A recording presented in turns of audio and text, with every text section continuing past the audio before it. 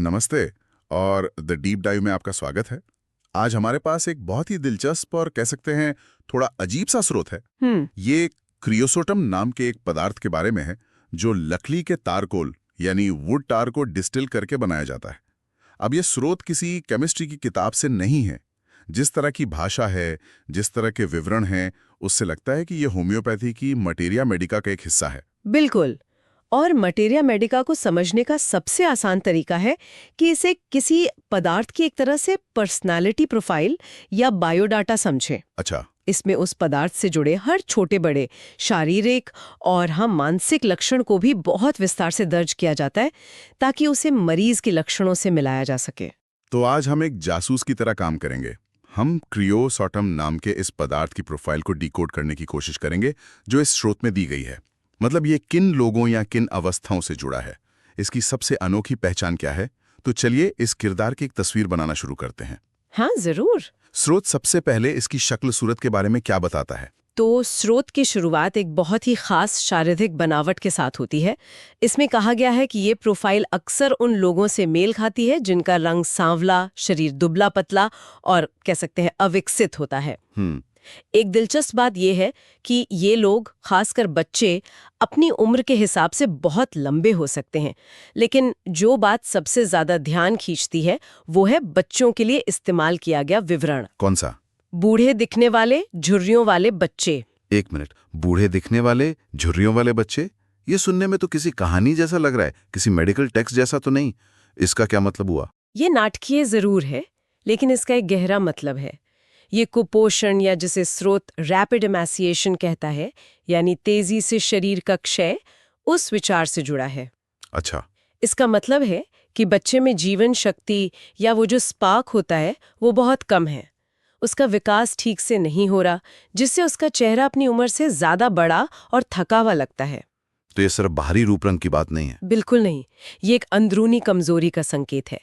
ये एक विशेष प्रवृत्ति की ओर इशारा करता है जिसे इस क्षेत्र में डायथ्रेसिस कहते हैं। आपने डायथेसिस शब्द का इस्तेमाल किया, तो क्या इसका मतलब बस एक तरह की शारीरिक कमजोरी है या कुछ और? बिल्कुल सही सवाल। आप इसे एक तरह की अंदरूनी झुकाव या प्रवृत्ति कह सकती हैं।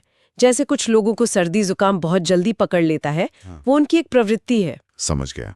तो यहाँ स्रोत एक ऐसी शारीरिक प्रवृत्ति की बात कर रहा है जो कमजोरी, क्षय और कुपोषण की ओर झुकी हुई है। ठीक है, तो हमारे किरदार की शक्ल सूरत बन गई है, जो थोड़ी कमजोर और वक्त से पहले बूढ़ी लग रही है। अब इसके व्यवहार पर आते हैं। स्रोत में रक्तस्रावी प्रवृत्ति यानी हेमराजिक डायथेसिस का जिक्र है। इसका मतलब है कि इसे चोट जल्दी लगती है और खून आसानी से बहता है। ये इसके किरदार के बारे में क्या बताता है? ये उस कमजोरी की कहानी को और आगे बढ़ाता है। स्रोत कहता है कि छोटे छोटे घावों से भी बहुत खून बहता है जो रुकने का नाम नहीं लेता। इसके कई उदाहरण दिए गए हैं, जैसे नाक से खून आना, खांसी में खून आना या दांत निकलवाने के बाद भी खून का लगातार रिसते रहना। लेकिन यहाँ सिर्फ खून बहना महत्वपूर्ण नहीं है। तो फिर क्या? बल्कि ये कैसे बहता है वो ज्यादा अहम है। अच्छा, उसके बारे में क्या खास बताया गया है? स्रोत कहता है कि खून का बहाव निष्क्रिय यानी पैसिव होता है। मतलब तेज धार की तरह नहीं? बिल्कुल नहीं। नहीं, बिल्कुल नहीं। ये धीरे धीरे रिसने वाला गहरे रंग का होता है और इसके बाद व्यक्ति को बहुत ज्यादा थकावट या ग्रेट प्रोस्ट्रेशन महसूस होती है। अच्छा। तो ये तस्वीर एक ऐसे सिस्टम की है जो थक चुका है, जिसके पास खुद को ठीक करने की ताकत नहीं बची है। ये उस जीवन शक्ति में भारी कमी वाली बात से सीधे जुड़ जाता है जिसका जिक्र हमने अभी किया था। समझ गया। तो ये सिर्फ एक लक्षण नहीं बल्कि उसी केंद्रीय कमजोरी का एक और सबूत है। हाँ। ये कमजोरी और क्षय वाली जो थीम है, हाँ। वो मुझे लगता है अगले पॉइंट में और भी ज्यादा साफ होती है, स्राव या डिस्चार्ज। हाँ। स्रोत इनके बारे में कुछ बहुत ही तीखी बातें कहता है। हाँ, ये इस प्रोफाइल का एक बहुत ही महत्वपूर्ण हिस्सा है। स्रोत सभी स्रावों को संक्षारक, दुर्गंधयुक्त और मवाद जैसा बताता है। संक्षारक मतलब? संक्षारक का मतलब है कि ये स्राव जिस भी त्वचा के हिस्से को छूते हैं उसे जला देते हैं या वहां खुजली और जलन पैदा करते हैं। इसका सबसे बड़ा उदाहरण शायद ल्यूकोरिया के बारे में दिया गया है। विवरण इतने सटीक हैं कि मतलब हैरान कर देते हैं। कहा गया है कि ये तीखा संक्षारक होता है, कपड़ों पर पीला दाग छोड़ता है, स्टार्च की तरह अकड़ जाता है, और ये वाला सबसे अजीब है, इसमें से हरे मक्के जैसी गंध आती है। और आपने बिल्कुल सही जगह पे उंगली रखी है। एक सेकंड, हरे मक्के जैसी गंध, मैंने आज तक किसी मेडिकल टेक्स्ट में इतनी सटीक और अजीब तुलना नहीं पढ़ी। तो क्या इस अध्ययन प्रणाली में जितनी अजीब या अटपटी जानकारी हो, वो उतनी ज्यादा काम की होती है? ये एक बेहतरीन सवाल है और इसका जवाब है हाँ। अच्छा। इस तरह के विश्लेषण में ऐसे अनोखे, अजीब और विशिष्ट लक्षण, जिन्हें strange, rare and peculiar symptoms कहते हैं, सोने की तरह कीमती माने जाते हैं, क्योंकि हजारों लोगों को सामान्य सिर दर्द हो सकता है, लेकिन हरे मक्के जैसी गंध वाला स्राव बहुत ही कम लोगों में मिलेगा। सही बात है। ये एक तरह का फिंगरप्रिंट या सिग्नेचर बन जाता है, जो इस प्रोफाइल को बाकी सबसे अलग करता है। यही संक्षारक और दुर्गंध युक्त गुण हमें प्रसव के बाद के स्राव यानी लोचिया में भी देखने को मिलता है। तो अलग-अलग स्रावों में एक ही पैटर्न का दिखना इस प्रोफाइल की पुष्टि करता है।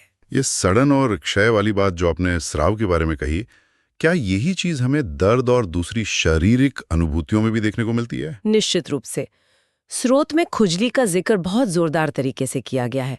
लिखा है, शाम के समय इतनी तेज खुजली कि व्यक्ति पागल हो जाए। बाप रे। हम सबने कभी न कभी मच्छर के काटने की खुजली महसूस की है, लेकिन ये तो किसी और ही स्तर की बात लग रही है। ये सुनने में ही भयानक है। ये सिर्फ एक असुविधा नहीं, ये एक पीड़ा है। और पीड़ा की बात करें तो बच्चों के दांत निकलने से जुड़ा दर्द। स्रोत कहता है कि दांत निकलते ही सड़ने लगते हैं। ये बात तो वाकई चौंकाने वाली है। बिल्कुल। मतलब विकास की प्रक्रिया के साथ ही विनाश की प्रक्रिया भी चल रही है। सही कहा। ये सिर्फ दर्द नहीं है, ये दर्द के साथ क्षय भी है। ये उसी केंद्रीय थीम को और मजबूत करता है कि शरीर में कुछ बनाने वाली रचनात्मक शक्ति से ज्यादा विनाशकारी शक्ति हावी है। और दर्द के साथ साथ ये जानना भी जरूरी होता है कि उसे किन चीजों से आराम मिलता है या किन से तकलीफ बढ़ती है। इन्हें एमेलियोरेशन और एग्रेवेशन कहते हैं। आपने ये दो नए शब्द इस्तेमाल किए, एमेलियोरेशन और एग्रेवेशन। क्या हम इन्हें आसान भाषा में समझ सकते हैं? जरूर। एग्रेवेशन का मतलब है वो चीजें जो किसी तकलीफ को बढ़ा देती हैं, और एमेलियोरेशन का मतलब है वो चीजें जिनसे आराम मिलता है। अच्छा। जैसे स्रोत बताता है कि मासिक धर्म का दर्द ठंडा पानी पीने से कम हो जाता है, जो कि एक एमेलियोरेशन है। ये विवरण इस तरह के विश्लेषण के लिए बहुत महत्वपूर्ण होते हैं। ये दिलचस्प है, क्योंकि ठंडा पानी पीने से आराम मिलना थोड़ा अजीब लगता है ना, खासकर जब हम बाद में देखेंगे कि इस प्रोफाइल वाले व्यक्ति को ठंड से सामान्य तौर पर परेशानी होती है। बिल्कुल। लेकिन चलिए मासिक धर्म और मूत्र संबंधी लक्षणों पर और गहराई से बात करते हैं, क्योंकि ये हिस्सा बहुत विस्तृत है। हाँ, और यहाँ हमें कुछ सबसे अनोखे लक्षण मिलते हैं। मासिक धर्म के बारे में कहा गया है कि यह समय से पहले, बहुत ज्यादा और लंबे समय तक होता है। ये तो ठीक है, लेकिन जो सबसे अजीब बात है वो आगे आती है। हाँ, मैं उसी पर आ रहा था। स्रोत कहता है कि बहाव सिर्फ लेटने पर होता है, जबकि बैठने या चलने पर रुक जाता है। ये तो गुरुत्वाकर्षण के नियम के बिल्कुल उल्टा लगता है। क्या इस तरह की विरोधाभासी बातें इस स्रोत में आम है? इसे एक विरोधाभासी लक्षण यानी पैराडॉक्सिकल सिम्टम कहा जाता है।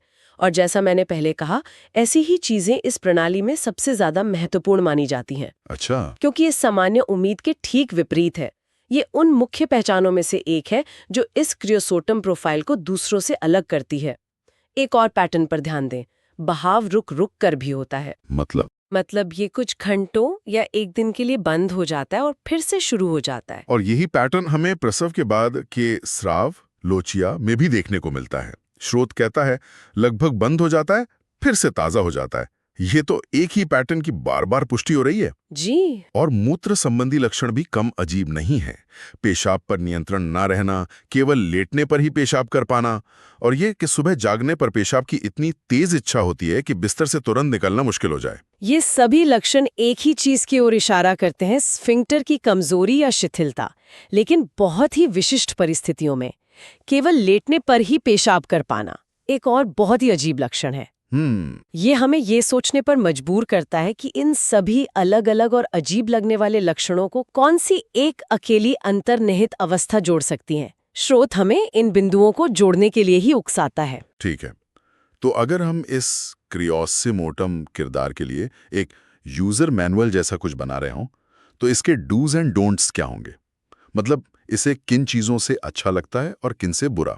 स्रोतस इस बारे में बिल्कुल साफ है। इन्हें सामान्य लक्षण या जनरल मोडालिटीज कहते हैं, क्योंकि ये सिर्फ एक अंग पर नहीं बल्कि पूरे व्यक्ति पर लागू होते हैं। अच्छा। इस प्रोफाइल के लिए एग्रोवेशन यानी तकलीफ बढ़ाने वाली चीजें हैं खुली हवा में रहना, ठंडा मौसम, ठंडे पानी से नहाना या धोना और आराम करना, खासकर लेटना। आराम करने से तकलीफ बढ़ना, ये भी थोड़ा उल्टा लगता है। हाँ, और ये हमें उन मासिक धर्म के लक्षणों से जोड़ता है जहां लेटने पर बहाव होता था। वहीं दूसरी तरफ अमेलियोरेशन यानी आराम पहुंचाने वाली चीज है गर्मी। गर्मी से या गर्म चीजों से इस व्यक्ति को आम तौर पर बेहतर महसूस होता है। तो ये एक ऐसा व्यक्ति है जिसे ठंड से सख्त परहेज है और जिसे गर्मी और थोड़ी बहुत हरकत से राहत मिलती है। भले ही कुछ खास लक्षणों में इसके अपवाद हों, जैसा हमने ठंडे पानी वाले उदाहरण में देखा था। बहुत खूब। अब हम स्रोत के अंतिम हिस्से पर आते हैं, जो है संबंध यानी रिलेशंस। इसमें दूसरे पदार्थों के साथ इसके रिश्ते के बारे में बताया गया है। कहा गया है कि क्रियोसोटम के बाद आर्सेनिकम, फास्फोरस और सल्फर जैसी दवाइयां अच्छा काम करती हैं, खासकर कैंसर जैसी गंभीर बीमारियों में। लेकिन फिर एक चेतावनी भी है कि ये कार्बोवेश के लिए शत्रुतापूर्ण यानी एनेमिकल है। हाँ, ये हिस्सा इस प्रणाली की जटिलता को दिखाता है। लेकिन ये शत्रुतापूर्ण या एनेमिकल वाली बात थोड़ी अजीब है। इसका क्या मतलब है? क्या ये दवाइयां आपस में लड़ती हैं? हाँ, आप इसे उस तरह से समझ सकते हैं। इस संदर्भ में शत्रुतापूर्ण का मतलब है कि वे एक साथ अच्छी तरह से काम नहीं करते हैं। एक दूसरे के प्रभाव में दखल दे सकता है या उसे बेअसर कर सकता है। अच्छा। कोई उदाहरण? इसे आप खाने की चीजों की तरह समझ सकती हैं। जैसे आयुर्वेद में कहते हैं कि दूध के साथ मछली नहीं खानी चाहिए क्योंकि दोनों एक दूसरे पर गलत असर डाल सकते हैं। वैसे ही इस सिस्टम में माना जाता है कि क्रियोसोटम के बाद कार्बोवेज का इस्तेमाल करने से केस बिगड़ सकता है। अच्छा। पदार्थों के बीच संबंधों की ये अवधारणा दिखाती है कि ये सिर्फ लक्षणों का एक संग्रह नहीं है, बल्कि एक व्यवस्थित ढांचा है जिसके अपने नियम और दिशा निर्देश हैं। तो इन सब का क्या मतलब है?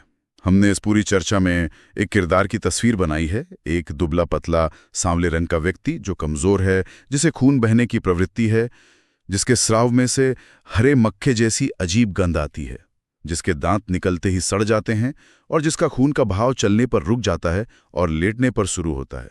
ये स्रोत एक बहुत ही जीवंत और बेहद विस्तृत चित्र प्रस्तुत करता है। और मुख्य बात उस चित्र की निरंतरता है। एक ही धागा हर जगह दिखाई देता है। संक्षारण, सड़न, गहरे रंग का निष्क्रिय रक्तस्राव और जीवन शक्ति में कमी। यह थीम खून में है, स्राव में है, दांतों में है और ऊर्जा के सामान्य स्तर में भी है। इस स्रोत के अनुसार ये लक्षण बिखरे हुए नहीं हैं, वे एक ही अंतर्निहित अवस्था की एक दूसरे से जुड़ी हुई अभिव्यक्तियां हैं। और इस प्रोफाइल का असली मूल्य इसके विवरणों की विशिष्टता में है। सही। ये सिर्फ खून बहना नहीं है, बल्कि निष्क्रिय, गहरा, धीरे धीरे रिसने वाला खून जो लेटने पर होता है। यही खासियत इसे एक उपयोगी और पहचानने योग्य प्रोफाइल बनाती है। ये निश्चित रूप से सोचने के लिए बहुत कुछ देता है। इस एक स्रोत से एक पूरी दुनिया खुल जाती है, जिसके अपने नियम, अपनी भाषा और अपना तर्क है। बिल्कुल। और ये हमें याद दिलाता है कि अवलोकन कितना सूक्ष्म और विस्तृत हो सकता है। तो आज की इस पड़ताल को समाप्त करने से पहले श्रोताओं के लिए एक अंतिम विचार छोड़ते हैं। स्रोत में बताया गया है कि दांत निकलते ही सड़ने लगते हैं। ये उन स्थितियों के बारे में सोचने पर मजबूर करता है जहां एक मौलिक कमजोरी या एक विनाशकारी प्रक्रिया बिल्कुल शुरुआत से ही मौजूद लगती है। किसी चीज का अपनी शुरुआत से ही स्वाभाविक रूप से नाजुक या क्षय के प्रति प्रवृत्त होने का क्या अर्थ हो सकता है, चाहे वो शारीरिक स्वास्थ्य हो, कोई रिश्ता हो या कोई विचार हो। इस पर विचार कीजिए।